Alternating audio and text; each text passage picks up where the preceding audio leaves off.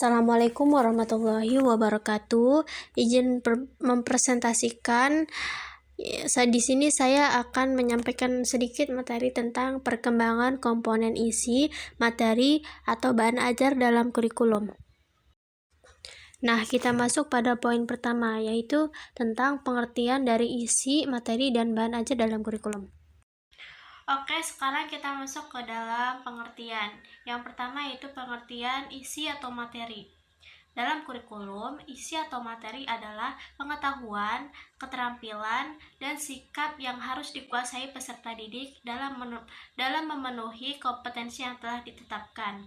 Sedangkan pengertian bahan ajar menurut Nasution Center for Competency Based Training dalam bukunya pada tahun 2007, ia mengemukakan bahwa bahan ajar adalah segala bentuk bahan yang digunakan untuk membantu guru atau instruktur untuk membantu proses pembelajaran. Secara umum, isi atau materi dalam kurikulum dikelompokkan menjadi 3 bagian, yaitu ada logika, etika, dan estetika. Logika yaitu pengetahuan tentang benar atau salah berdasarkan prosedur keilmuan. Etika yaitu pengetahuan tentang baik, buruk, nilai, dan moral. Dan estetika yaitu pengetahuan tentang indah atau buruknya dalam nilai seni. Nah, lanjut ke poin kedua, yaitu jenis-jenis materi pembelajaran atau bahan ajar. Yang pertama yaitu bahan ajar desain.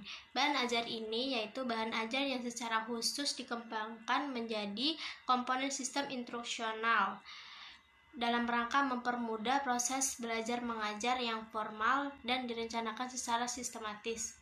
Yang kedua yaitu bahan ajar yang dimanfaatkan atau yang tidak secara khusus dirancang. Bahan ajar ini bahan ajar untuk keperluan instruksional, tetapi sudah dapat diperoleh atau didapat karena memang sudah ada dalam lingkungan sekitar. Selanjutnya yaitu poin ketiga, membahas tentang kedalaman dan keluasan materi atau bahan ajar. Ruang lingkup keluasan dan kedalaman materi ialah berdasarkan aspek kognitif, sikap, dan keterampilan. Keluasan materi menggambarkan banyaknya materi dalam pembelajaran, sedangkan kedalaman materi mencakup detail konsep yang terkandung di dalamnya dan harus dikuasai peserta didik. Selanjutnya, poin keempat yaitu membahas pendekatan dalam mengurutkan materi atau bahan ajar.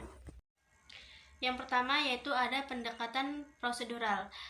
Pendekatan prosedural merupakan susunan yang berurutan atau langkah-langkah yang berurutan sesuai dengan melaksanakan tugas.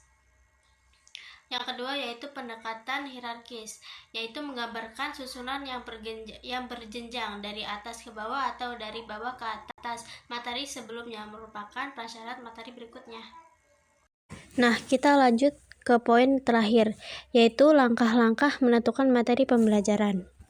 Secara garis besar, langkah-langkah pemilihan bahan ajar meliputi yang pertama yaitu identifikasi aspek-aspek yang terkandung dalam KD dan KI yang menjadi titik acuan.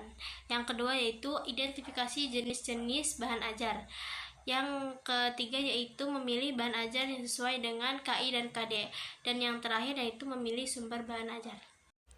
Sekian presentasi dari saya, kurang lebihnya mohon maaf. Wallahu muwaffiq ila aqwamit thoriq. Wassalamualaikum warahmatullahi wabarakatuh.